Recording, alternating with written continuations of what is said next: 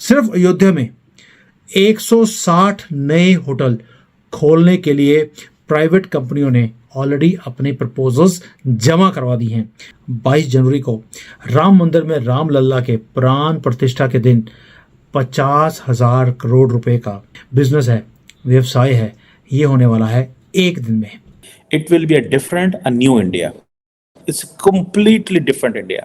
कहा यह जा रहा है कि अब इंडिया की जो स्पेंडिंग पावर है वो इतनी ज्यादा हो चुकी है कि इंडियंस ज्यादा से ज्यादा महंगी चीजें खरीद रहे हैं। ये इंडिया के पास ऑलरेडी बहुत गोल्ड है, जैसे टेंपल है उनके पास, वो उनके पास यूज करने के लिए काफी गोल्ड।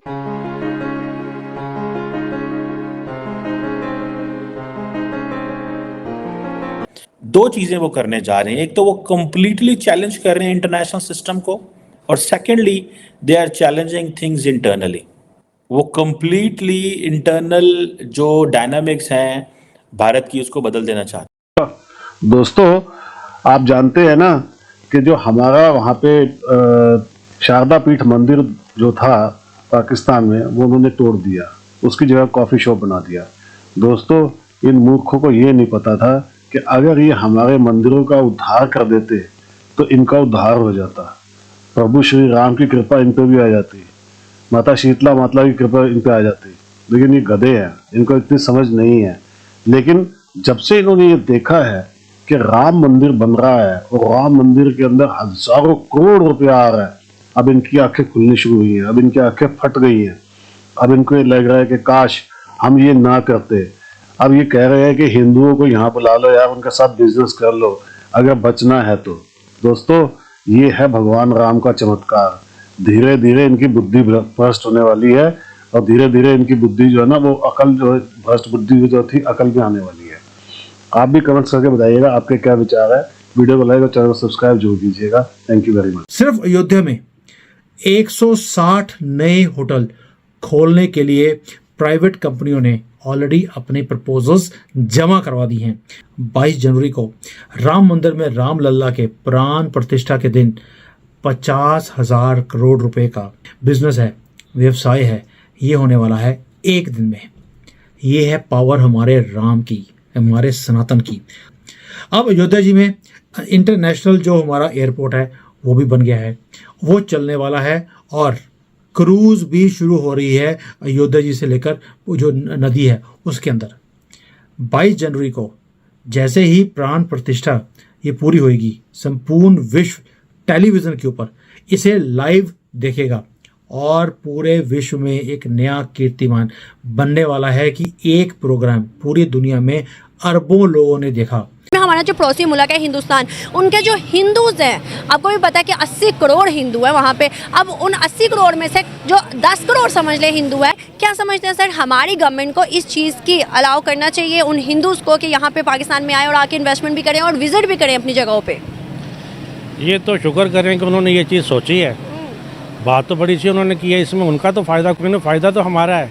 वो यहाँ पर आएंगे, यहाँ पर रोज़गार खुलेगा, तो ये बहुत अच्छी बात है। मैं तो कह रहा हूँ किसी आंखें बंद करके उनको बोलना चाहिए, ओके जी, ये जो आप जो कह रहे हैं वेलकम, आ जाओ। सही बात है। लेकिन सर दूसरी जानिब देखा जाए तो हम इन 76 सालों में एक चीज़ सुनते आए कि इंडिया हमारा दुश्मन है, हिंदू कभी काफिर कभी मुसलमान का दोस्त नहीं हो सकता। दूसरी जानिब हम देखते हैं कि भाई वो हमारे लिए कभी पॉजिटिव वाइब्स रखते ही नहीं है। अगर इन चीज़ों को भी देखें 76 सालों में जो हमें बताया गया है, क्या इसको नज़र रखते हुए इसके ऊपर तो हम उनको इजाज़त दे सकते हैं?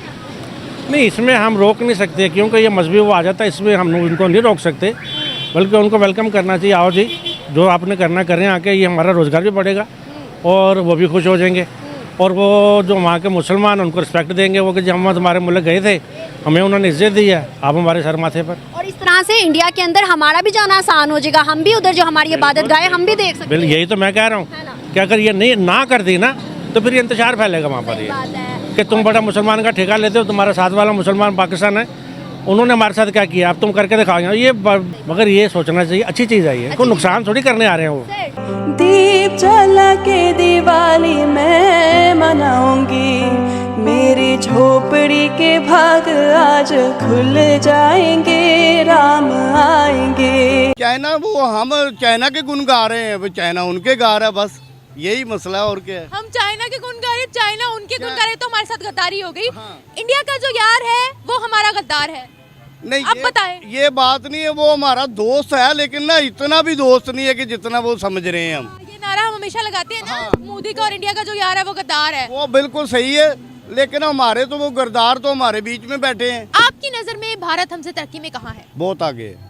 क्यों? वो हम तो वो ही एक दूसरे की टांगे खींच रहे हैं बस। बार बार एक जाता है, दूसरा आ जाता है, दूसरा जाता है, तीसरा आ जाता है। कभी नानी आ गई, कभी अबू आ गए, कभी पापा आ गए, कभी। भारत में ऐसा नहीं है। 10 साल से मोदी है, अभी तक वही है। प्राइम मिनिस्टर मोदी ने कितनी को डेवलपमेंट कर दिया वहाँ? काफी है। तो यहाँ पर हिंदू हैं, वो भी तो हिंदू रह रहे हैं ना। हिंदू तो रह रही है, लेकिन इबादत गाह तो नहीं खुली ना। उनको इजाजत मिलनी चाहिए। मिलनी चाहिए, इसलिए कि हमारे लोग जो दूसरे मुल्कों में हैं ना, उनकी इबादतगाहें हैं ना, वो पढ़ रहे हैं, नमाज़ पढ़ रहे हैं, अपनी इबादत कर रहे हैं, रोज़ा रख रहे हैं, पाबंदी तो नहीं है। क्या हमारे लिए भी वो यही है कि अपनी इबादत करें, खुशी से आएँ, हमें कोई इतराज़ नहीं है। चाइना की गाड़ी इधर आती है, क्या बात है, इंडिया की नहीं आ सकती? वो भी काम बढ़ेगा इधर और फ़ायदा होगा सबका। और एक फ़ायदा ये हो जाएगा कि एक दोस्ती होगी मुल्क से, और हम ये चाहते हैं कि इनके साथ दोस्ती भी हो और कारोबार भी बढ़े। देखिए जी, इंडिया इस वक्त बहुत तरक्की जा रहा है, और उनका मुल्क देखो और कितना खूबसूरत बना दिया उन्होंने। उनकी गाड़ियाँ देखें, उनके वो सड़कें देखें, हर चीज़ उनकी बहुत बेस्ट है। लेकिन मैं चाहता हूँ कि हिंदुस्तान भी और पाकिस्तान एक हो और इधर भी मज़ीद काम बढ़े। आप मुझे बताएं, पीएम बनते ही सबसे पहले आप क्या करेंगे पड़ोसियों के साथ? पाकिस्तान का सबसे पहले मुसलमानों का दिमाग का इलाज करूँगा।